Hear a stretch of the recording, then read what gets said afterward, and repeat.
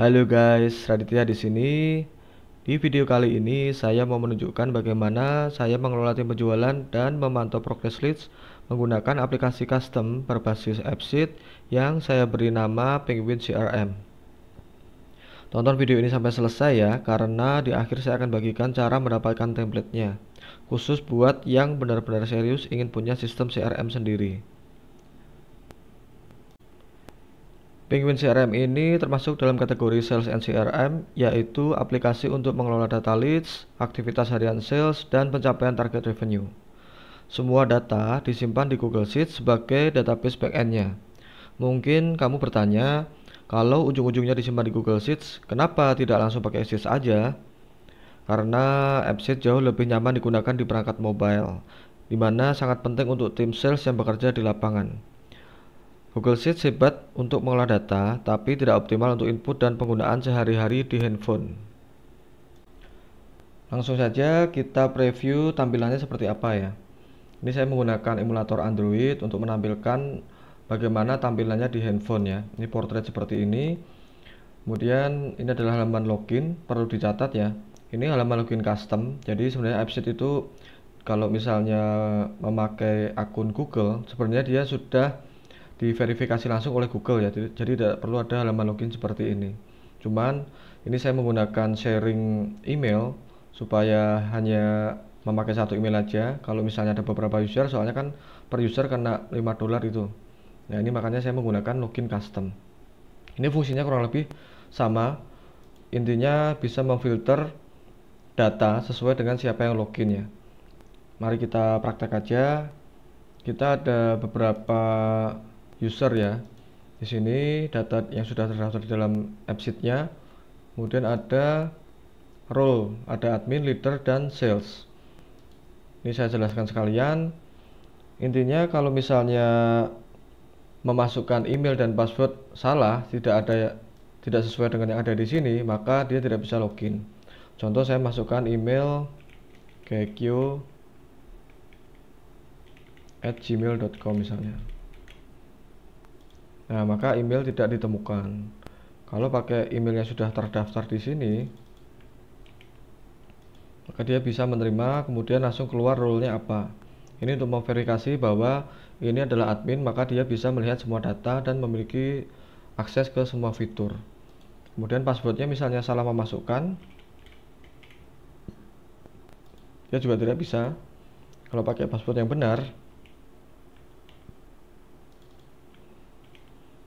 maka dia bisa login. Nah, admin ini dia sebenarnya sama dengan leader. Dia bisa mengakses seluruh data termasuk menambah, mengedit, dan menghapus semua leads ya, aktivitas, target, dan user. Ini adalah halaman leads. Maka kalau dia admin, dia bisa menghapus, ada tanda hapus di sini, ada icon hapus ya. Ini tombol untuk menghapus, bisa mengedit, dan dia bisa melihat semua sales, bisa difilter juga. Nah, ini bisa melihat semua sales ya. Kemudian kalau misalnya login menggunakan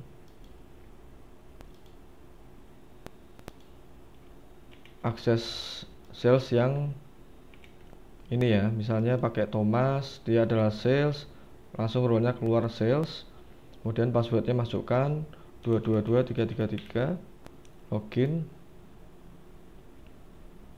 Nah, maka dia hanya bisa melihat data milik dia sendiri.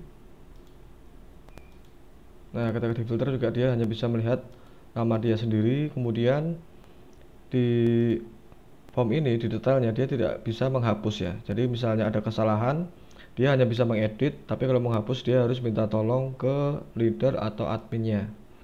Ya, ini untuk menghindari fraud aja. Begitu pula dengan aktivitas ya, dia bisa melihat aktivitas milik dia sendiri seperti ini. Dia bisa menambahkan, kemudian dia bisa filter milik dia sendiri juga, bisa difilter tanggalnya ya kalau ini ya, kalau sales ya. Kemudian ada akses lain misalnya di target nih. Nah, di target dia hanya bisa view aja, tidak bisa edit ya. Kita coba kembali lagi pakai user, gantian si leader ya, ini ya, Raditya. masukkan passwordnya dengan benar, login. Kita cek di target ya. Ya, di target ini bisa menghapus atau mengedit ya. Bisa menghapus dan mengedit, bisa menambahkan baru juga ya. Nah, kurang lebih seperti itu fungsi loginnya ya. Kemudian untuk navigasinya sendiri ada dua kategori ya. Primary navigation itu yang di bawah sini ada 3, itu leads, aktivitas, dan dashboard. Leads itu untuk menginput data leads ya. Ini juga ada history leadsnya, ada tombol untuk menambahkan leads di sini. Untuk leads ID-nya akan terisi otomatis. Kemudian leads owner-nya tinggal dipilih aja siapa yang menginput ya. Misalnya saya pakai user sales lagi nih, misalnya pakai Joni.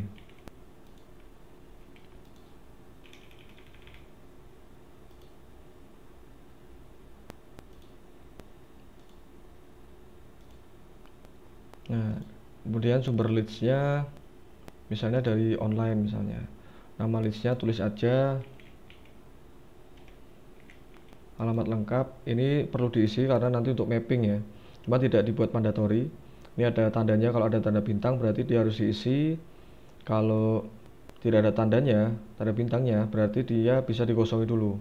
Ini untuk efisiensi waktu aja ya. Ketika di lapangan, sales kalau mengisi data sebanyak ini kebanyakan malah jadi malas ya, malas ngisi ya. Makanya hanya beberapa aja yang harus diisi. Nanti ketika sudah selesai kegiatan semuanya, baru bisa melengkapi kolom-kolom yang masih kosong ini ya.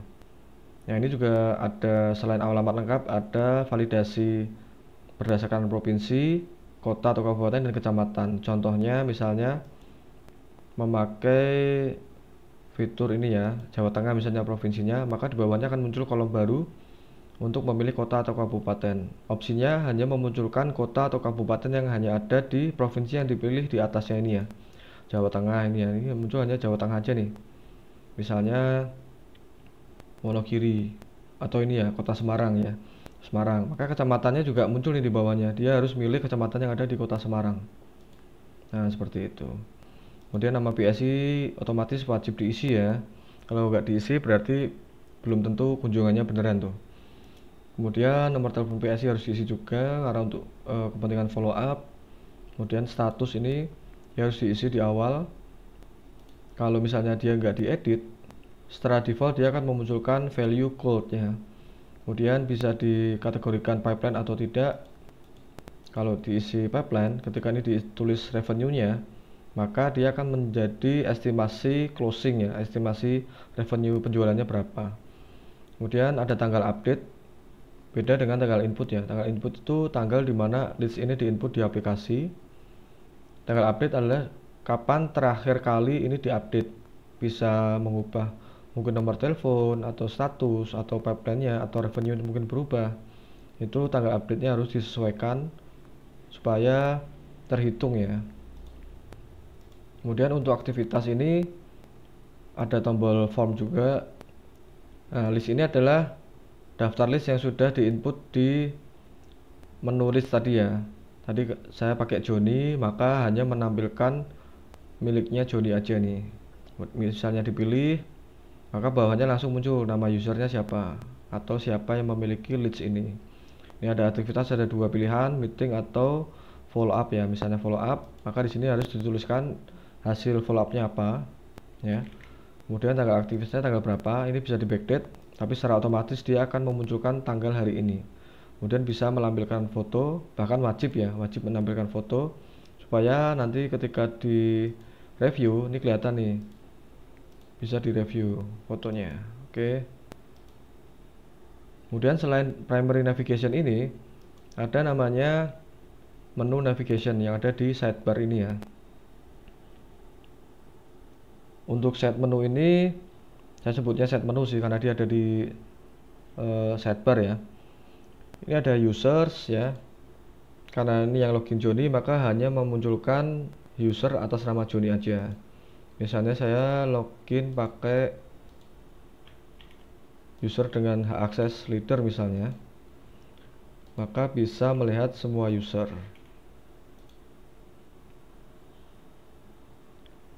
Nah, ini semua usernya kelihatan. Kemudian user ini untuk sales dia tidak bisa edit ya. Kalau untuk leader sama admin bisa edit. Kemudian ada menu target. Nah, ini adalah target setiap sales dan setiap periode ya.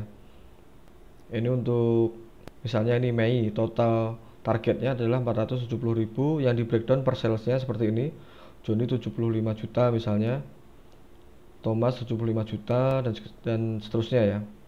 Yang ini bisa hapus, bisa edit kalau leader ya. Kalau sales nggak bisa, dia hanya bisa view aja. Dan hanya bisa view targetnya dia sendiri ya kalau sales ya. Kemudian ada halaman pipeline. Dan pipeline ini isinya adalah daftar leads yang dimasukkan ke dalam kategori pipeline. Tadi pilihannya ya, berarti dia akan masuk ke sini. Ini untuk estimasi. Kemudian ada menu paid. Ini adalah daftar lead yang sudah membayar. Kemudian ada lokasi. Nah, ini lokasi merchant yang sudah membayar, ada di sini. Nah, bisa di zoom. Ini berfungsi untuk mapping ya. Nah, kemudian ada juga dashboard nih, tadi belum dijelaskan untuk primary navigation. Ini mulai dari atas ada chart view ya, dari sumber leads yang sudah terbayar ini 43% ini dari mana nih? Ini dari referral nih misalnya. Nah, ini daftar leadsnya ya, yang diakuisisi berdasarkan referral. Kemudian ini dari canvassing online ya. Ini semua leads yang didapatkan dari canvassing online. Bawahnya ada merchant-merchant yang di view berdasarkan provinsinya yang terbayarnya. Ini misalnya 30% ini Jawa Tengah misalnya, itu kelihatan. Kemudian berdasarkan kota atau kabupaten ini kelihatan, ini Bandung ini ya, 23% ini Bandung nih sepertinya. Nah, ini kota Bandung 23% paling banyak. Kemudian by kecamatan ini juga kelihatan. Kemudian ini tampilan map tadi ada juga di dashboard ya. Kemudian bawahnya ada aktivitas dari semua salesnya. Nah, kurang lebih itu yang bisa saya jelaskan.